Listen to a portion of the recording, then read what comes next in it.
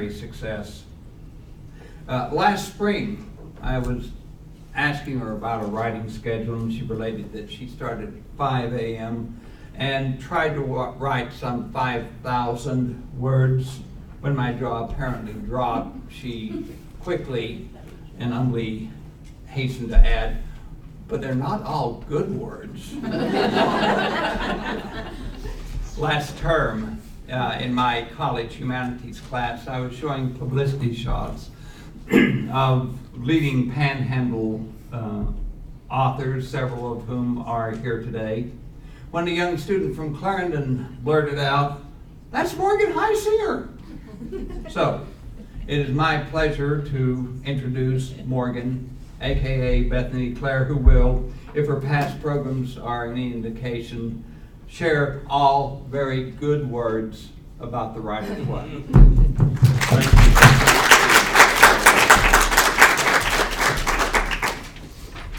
Okay, guys, can you hear me? Sound okay? All right. Well, welcome. Thanks so much for having me again.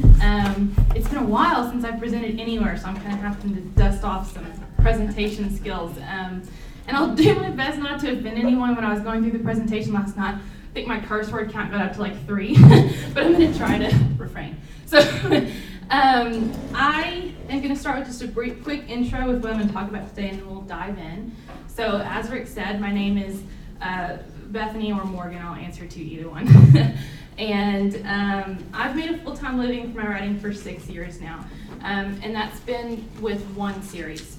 Granted, it's a pretty big series at this point, but just one series of books has been able to sustain me over the past 6 years. And in that 6 years, I've seen a whole lot of changes in the publishing industry. Everything from the introduction to Kindle Unlimited, which kind of struck terror into anyone that was doing very well at the time, to the more recent change of authors kind of leaving Audible to pursue other means of audiobook distribution. I've seen Amazon change their terms of service more times than I can count. But the one thing that has remained really consistent is the power of a series and what that can do for your writing career. I am totally self-published, so that's kind of the lens through which I view all of my business decisions. But I really hope this is going to be a little different. Before, when I presented for you guys, I think both times it was about like specifically self-published stuff. I hope with this presentation will kind of appeal to everyone. If you aren't writing a series, I hope I convince you today that you should be.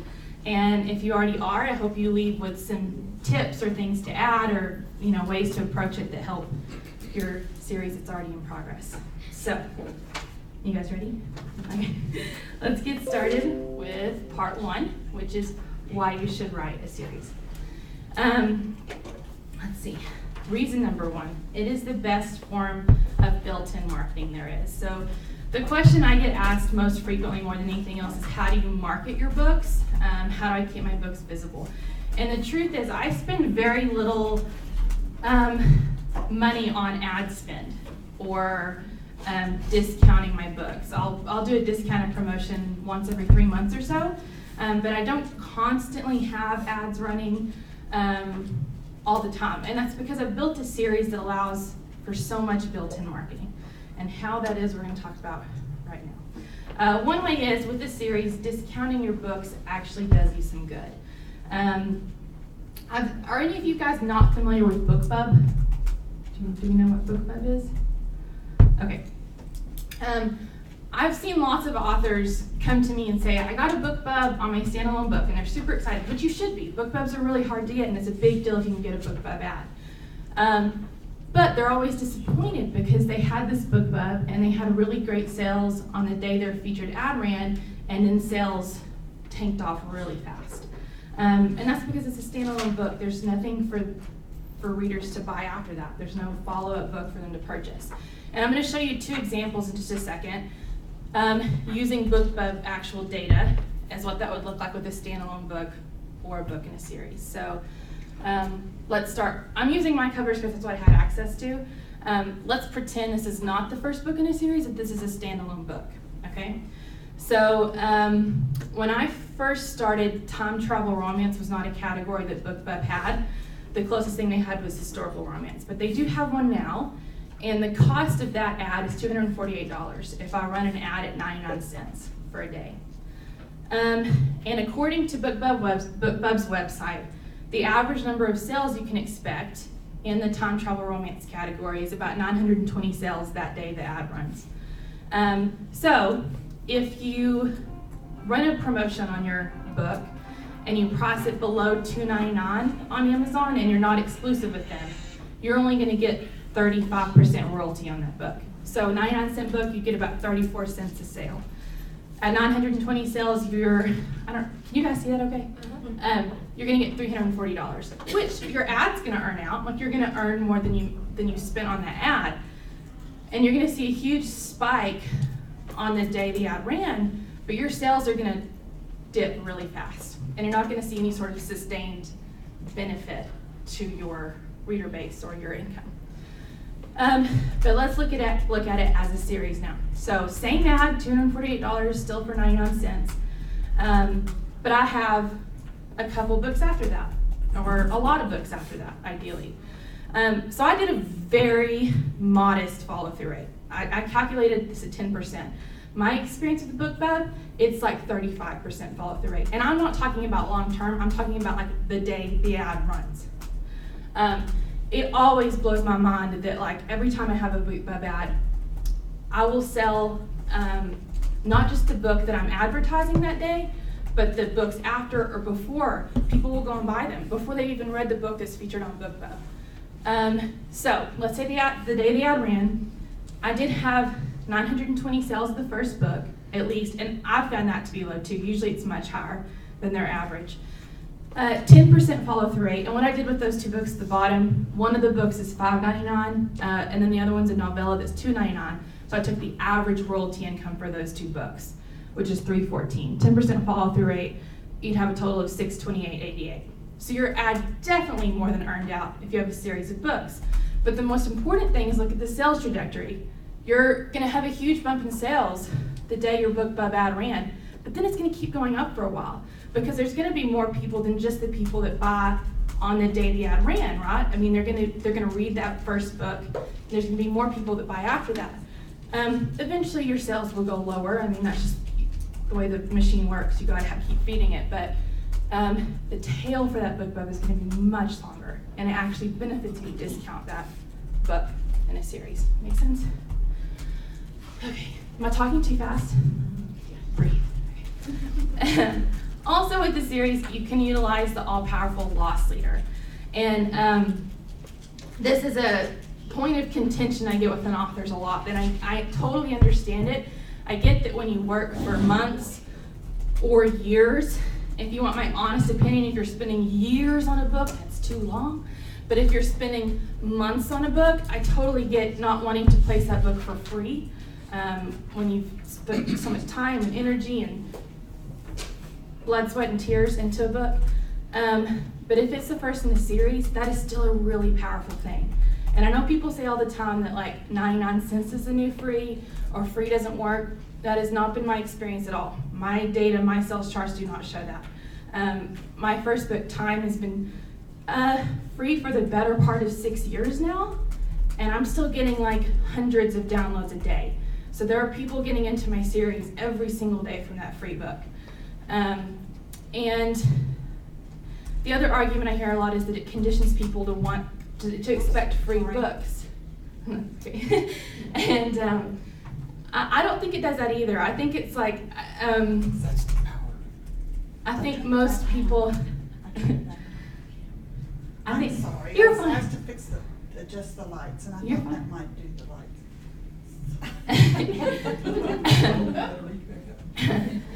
I turned it back on. It's fine. I'm just going to keep talking.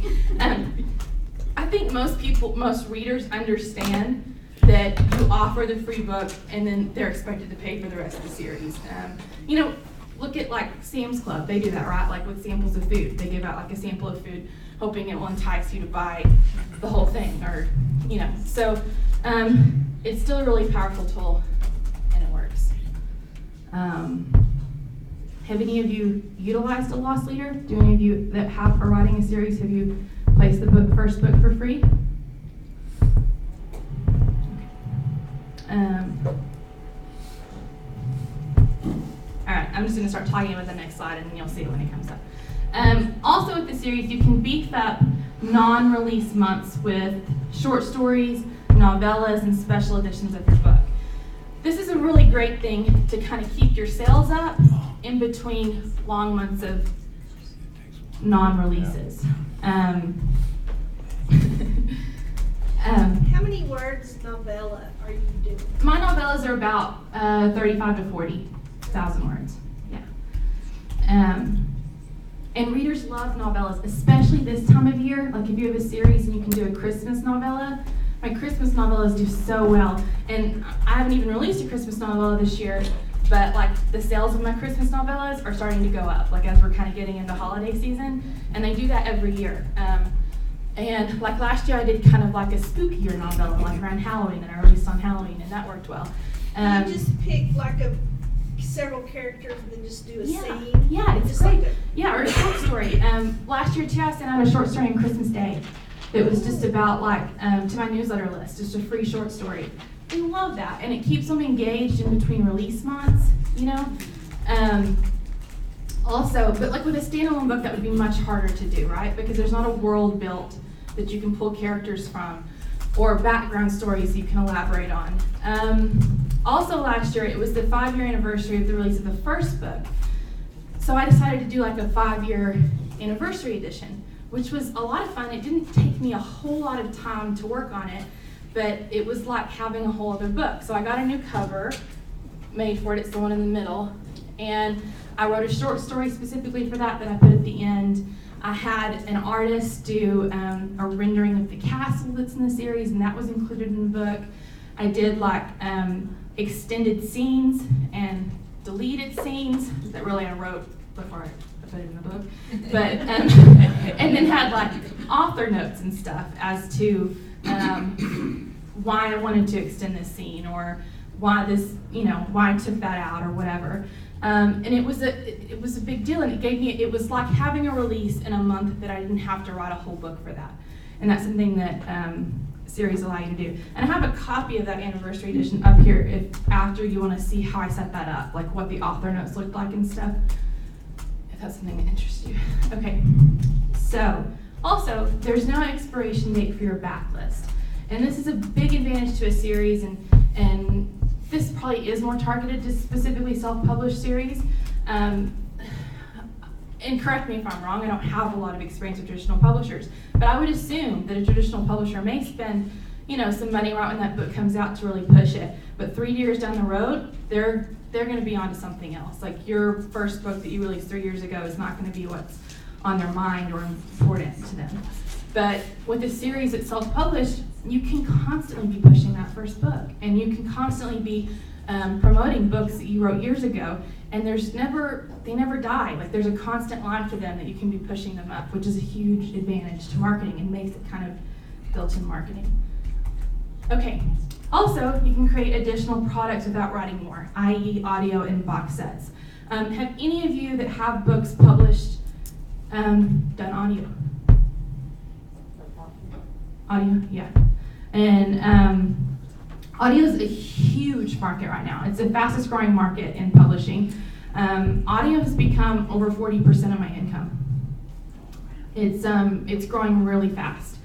And are any of you familiar with Findaway Voices? Everyone's Findaway Voices? You're all familiar with Audible, right? Okay, Audible was the big player for a really long time, and they're still the biggest player for sure. But in the last few years, Findaway Voices has really stepped up, and they're doing some great things for authors. They're getting audiobooks into libraries.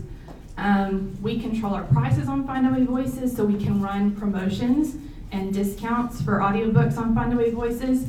And I just, after some emailing back and forth, got Audible to release me from my contract, so I got my exclusivity back and just published on Findaway Voices. And library rentals has been huge with audio since I did that, so that's really cool. Are you saying find a way? Find a way, one word. Findaway Voices. I should have put it up there, I'm sorry. And the great thing about audio is I mean, you have to hire someone to do it. You have to go through usually ACX is where you go, the Audiobook Creation Exchange, and find a producer to record it and everything. But you don't have to create the content for that, right? Because it's already created. So you can get a new product out there without you having to write, all the time, which is great. And box sets. Box sets are fantastic. And I have 5 box sets in my series right now. Pretty much all my books are in a box set. The biggest argument I hear against box sets is that people think that it takes away from the sales of individual books. But BookBub, which I'm probably going to talk about a lot, because BookBub's amazing for authors. The first time I ran a BookBub ad, I offered the first book for free. This was an historical romance, before they had time travel romance. I gave away 40,000 copies of that book in a day. And made almost $4,000 in a day on sales of other books. BookBub's huge. But they were at a conference that I was at, and they were speaking, and they collect a lot of data on readers too. And they said that according to their data, box sets do not take away from the sales of individual books. That it's kind of different readers. I'm sure it does some. I'm sure there are some bargain readers that would buy the books individually, but it's a better deal so they buy the box set. But I also think you gain a lot of readers that you wouldn't have got otherwise with a box set. In the past 6 years, I've made over $230,000 on my box sets alone. And I didn't have to write those. I mean, they were already written, They're very low cost to put together. You still need to get a good cover designed for them, like a professional, really nice cover, and get them formatted, but it's content that you've already created. So you can get profitable products out there without having to write more, which is always nice. Okay, reason number 2 you should write a series. They allow you to publish more frequently. And why is that? I really think that once you've designed and built your series, like the first few books in the series, there's sort of a rhythm and a formula to each new book.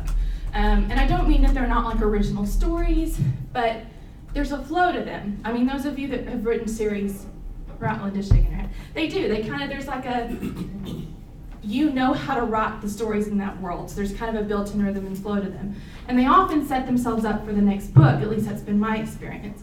Almost every time, before I'm finished writing the current book, there's been some sort of secondary character or some sort of something that's popped up that I'm like, okay, this doesn't work for this book, but it would be really great for the next book.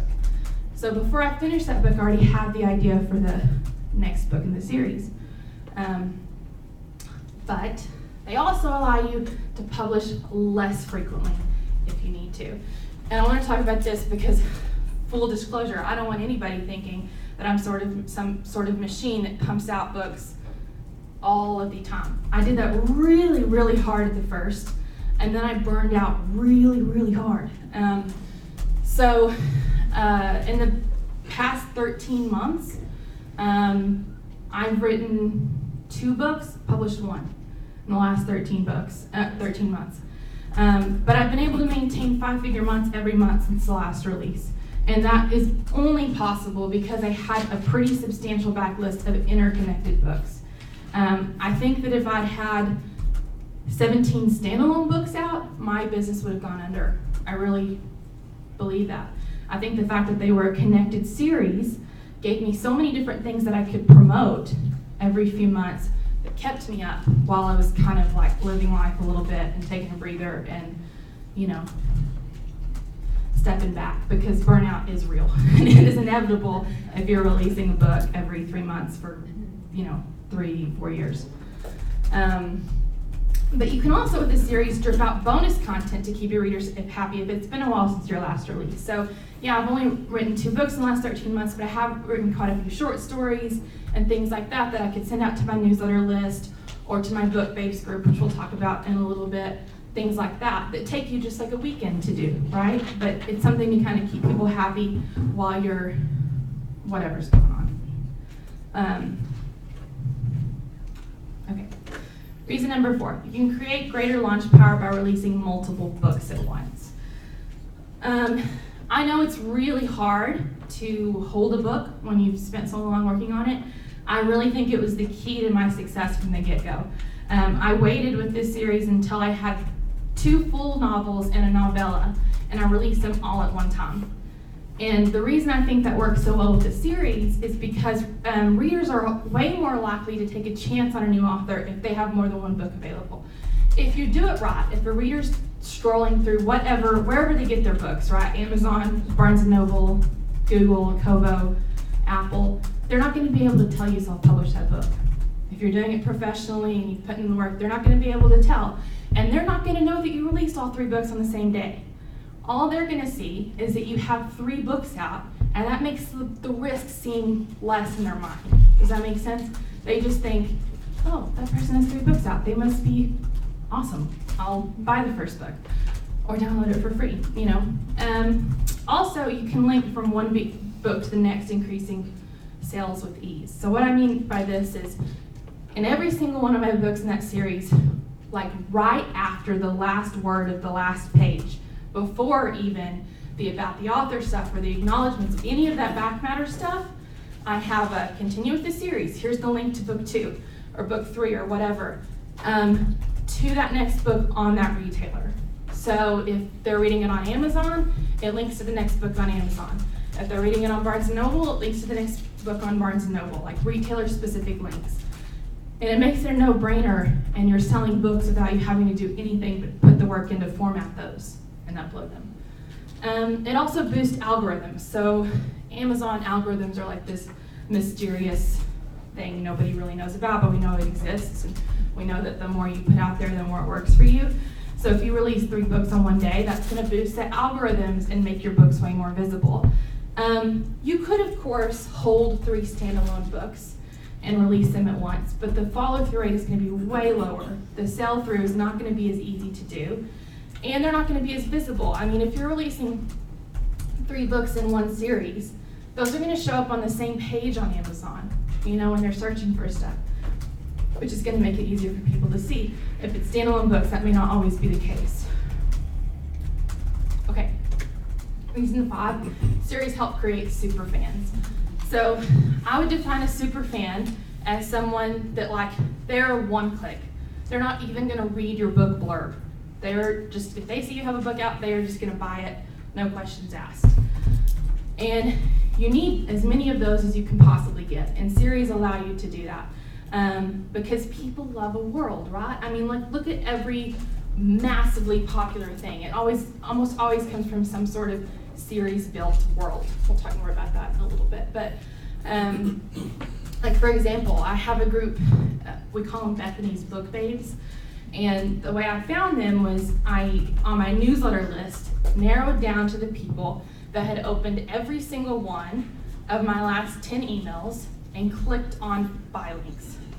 If you've opened up every single one of my last 10 emails, chances are you've probably read my books. And chances are the only reason you're opening my emails is because you're hoping I have another link to a new book in there. Invited them to join a close Facebook group. And so now we have like almost 200 women in there that are one-clickers. They're gonna buy every book I release. I give them the book early. They're the first ones to review it. I get on once a month and I do a Facebook Live chat with them, which they love. I hate it. I just feel like I'm talking to nothing. But I send them birthday cards. I send them a Christmas card every year. This year we're doing like a secret Santa exchange. If they wanted to sign up, they signed up. And so we're gonna send gifts kind of all over the world, which is gonna be fun. But those people, and they're the people that are going to tell everyone else they know about your book, right? I don't think that it would do the same thing if it was standalone books. I think it's the fact that they have this world they can visit about in the Facebook page, and they end up helping me too, right? Because they're really familiar with the world, they're familiar with the characters, and so often they'll tell me, hey, we really want a story about this person, you know? We want Cooper. There's this little boy Cooper in some of the books that people tend to really love. And they're always like, bring Cooper back. We need him back in another book, you know? So they kind of help guide me sometimes too into what should be next and or ideas for short stories or whatever. And I really think that's only possible because it's a series. So, I should have changed slides already. But they create super fans because if you're continually promoting that first book in your series, plus you're adding more books onto your series, you have an ever-growing number of fans. So think of like Outlander or Game of Thrones. Those first books were published decades ago. Outlander was published in 1991.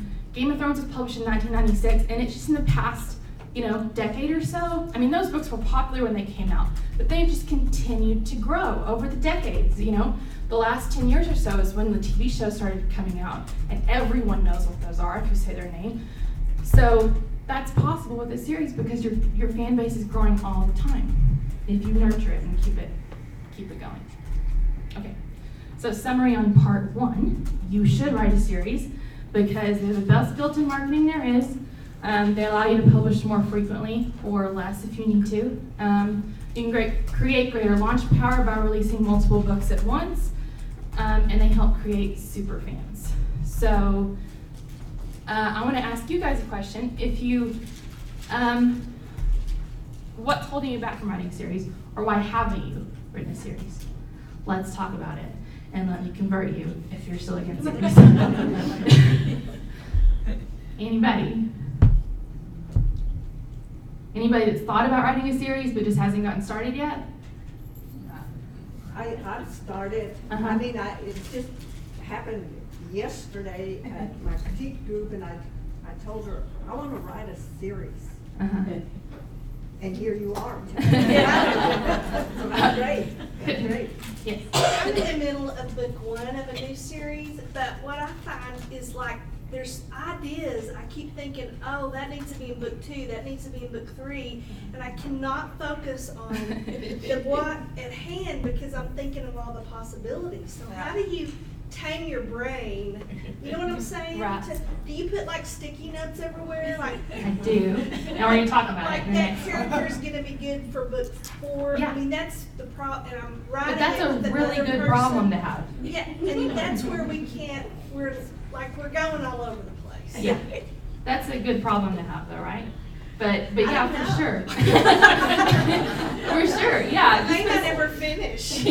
We'll talk about that though. I'm going to talk about like how I plot and how I do that with series and stuff. But is there anybody that just has written a standalone book and they're like, well, I would love to write a series, but I want to write standalones, and there's no way for me to create that into a series? Okay, well there is a way. You can totally turn that into a series, and we're going to talk about that too. So, any questions on that part? Anything I need to like re-clarify or go back over? Anything? We're good. Okay. I had a break scheduled, but I think we're okay. It's been going pretty fast, so keep going. Maybe take a break after the next part. Okay. All right. Part number 2. How to create a killer series. But I might take a break and get a little drink. Hang on a second. Oh, and I don't have a handout, but I have a slide at the end that has a link where you can go and download this presentation and download a PDF of the presentation. So.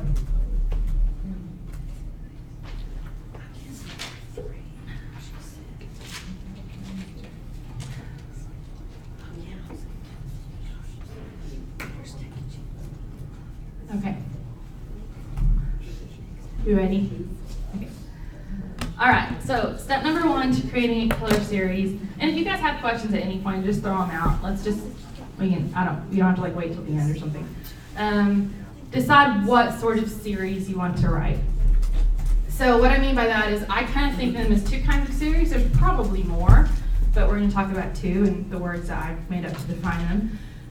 A continuous versus connected standalone. So think like Hunger Games or Harry Potter. Those are very continuous series, right? Like if someone would be very confused if they picked up book 2 of the Hunger Games or book 4 of Harry Potter, they would be quite lost. So those are continuous series versus connected standalone. So like Stephanie Plum novels or Sue Grafton's Alphabet Mysteries. They're still connected characters in a connected world, but it's kind of like a mystery in every book, right? Or some sort of hijinks in every book. That's what I mean by connected standalone. And they both have their pros and cons. Continuous series, if that's what appeals to you, is probably going to have a higher sell-through rate, a higher follow-through rate, because the story's not totally done, right? At the end of one book, you kind of have to keep going to find out what's next. But it's also a whole lot more to keep track of. and you have to be really careful about continuity issues and getting things confused, which is honestly hard enough in a connected standalone. I mean, I still write myself in a corner quite often with that. Connected standalones are what I do, and I kind of like them because even though it would be better if someone started at book 1, they could pick up any book in the series and have a complete romance. They could have a complete story. So it works fine if I do a book 5 on book 6, because if they don't decide to buy book 1 through 5 first, they would still get an entire romance in that book. And I don't have to stick with the same characters for 17 books. Like if I was writing about the same characters in the same story, like I would not have been able to do it for that many books in. But since it's mainly just the world that connects them, you can kind of do it as long as you want to. Step number 2, do your research and be realistic. So what I am talking about specifically here is genre, and genre matters a lot. So if you're someone that like you just have your story idea, you know exactly what you want to do, and your primary goal is just to get that book out there, doing this for a living is not your concern, what you make off of it is not your concern, that's great, that's fine. But if you're wanting it to be your business, which is kind of how I approach everything, it matters a whole lot. If you're writing in some really obscure genre, like, I hope I don't offend anyone, like Sasquatch romance, you're probably not going to like do a lot. You're not going to have a lot of sales, right? I mean, that's a very weird genre. There used to be a member of Congress that wrote Sasquatch romance. Factoid, but and I bet he didn't sell very many books. But if you want to sell a lot of books, you need to find what I call a sweet spot. And what I mean by that is a popular subgenre in an already popular bigger genre. So, for example, romance. Romance is a massively popular, genre of books. But if you're just thinking romance as a whole, that is incredibly competitive. It is going to be very hard to get your books in front of enough eyes for you to make some money off of them.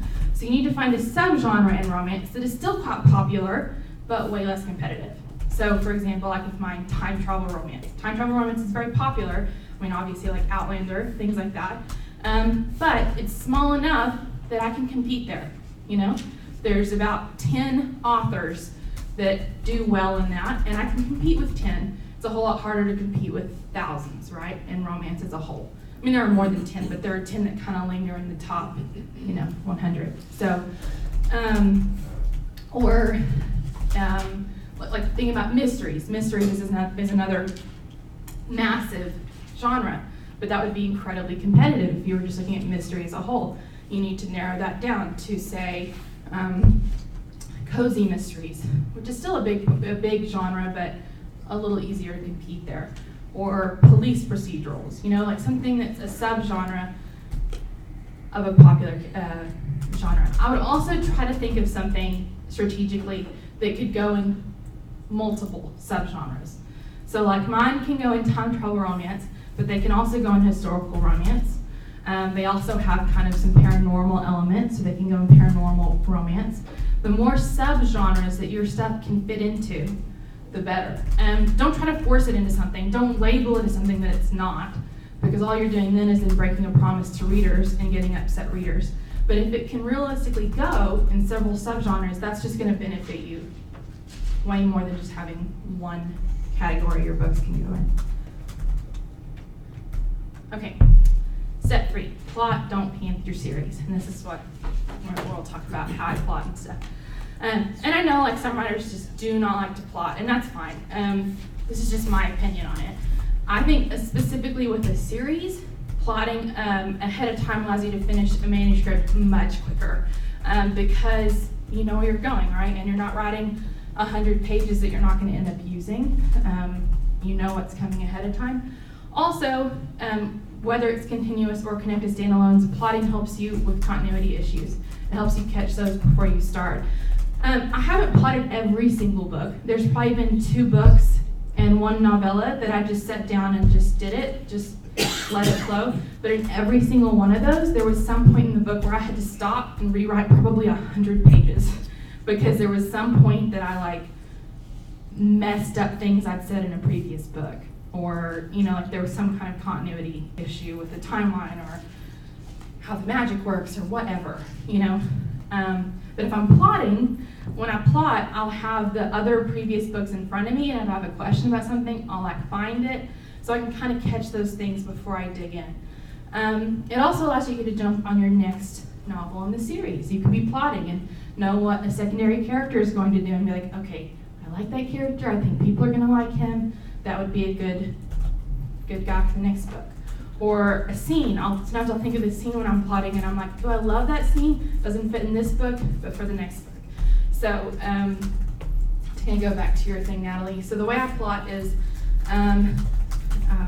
Alexandra Sokoloff, do you guys know who she is? She's taught at the Writers Academy several times. She's great, and she was a screenwriter for a while. So she plots all of her books using a screenwriting method, and that's what I use. So basically the whole idea is if there's a 2-hour movie, you can watch it, like put on any movie and time it. About every 15 minutes, there's going to be some sort of climax that keeps you engaged in the story. And the whole idea is if you can plot your novels like that, every 50 pages or so, that there's some sort of climax, people want to keep turning the page. So I have a big board in my office, and there's 8 sequences. And so the first thing I do is I think of my climaxes. And I'll put the climaxes at the bottom, the last one's the resolution. And then I'll write down any scene I know on a sticky note.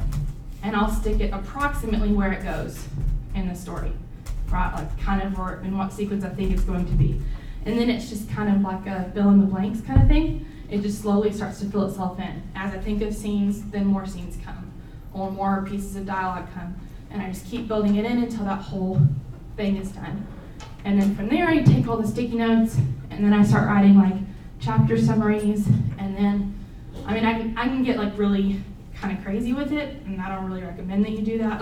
Like I'll go from the sticky notes to overall chapter summaries, and then I'll take each chapter, and I'll spend 10 minutes writing a task list, so I'll time myself, and I'll think of any string of dialogue or anything, so I can end up with like an outline that's a ridiculous amount of pages. But once that's done, even if I spend a while doing that, it allows me to move through the process of writing that first draft pretty quick. And usually I don't have a whole lot of trouble with continuity if I've taken the time to plot ahead of time. So that's why I think it's important for a series. Okay, questions about how? Okay, so do you, how much you're plotting, then, of course, it's intentional, as you mentioned, but within that, how much of it is by impulse? You're working on something else and say, sticky note. Yeah, I was actually going to talk about that, and I forgot about it. Right. No, I'm glad you mentioned it. But remember, if you decide to plot, plotting is totally just a guideline. It's not like a rule book. You don't have to follow it. It's just there to help you. And a lot of times what I've planned is not what ends up happening. For example, in one of the books, like I had plotted the whole thing, and I knew this guy was the bad guy. Like he was the baddest of bad guys. He was going to be the villain in this book. And then I started writing it, and he just wasn't. Like he just would not cooperate with me, and he was like the best guy ever. And so the whole book ended up changing. He ended up having his own romance in the next book, and he's been in like 4 books since. And he's a fan favorite. So like, and that's fine, that's great. I mean, that's like when it really gets awesome, right? When the characters just take off on their own and you just have to change stuff. But the guideline helps. But if I'm ever plotting and I think of something, I keep like a separate little board that I stick like random next book notes on for the next thing. And then if I'm writing and I notice that I start going off into something that I'm like, no, not this book, I keep a separate file on my computer that's like to be determined book in this series. And I'll copy and paste that scene over into that file and keep it saved on my computer for later. It's like a scrap file that has like scenes and stuff for future books. Any other questions on any of that stuff? Nope? Okay. I feel like I'm talking too fast. We're moving through it pretty fast. So you guys better have some questions at the end. Okay. All right, so part 3, master the must-have elements of the series. So, yes. Go ahead.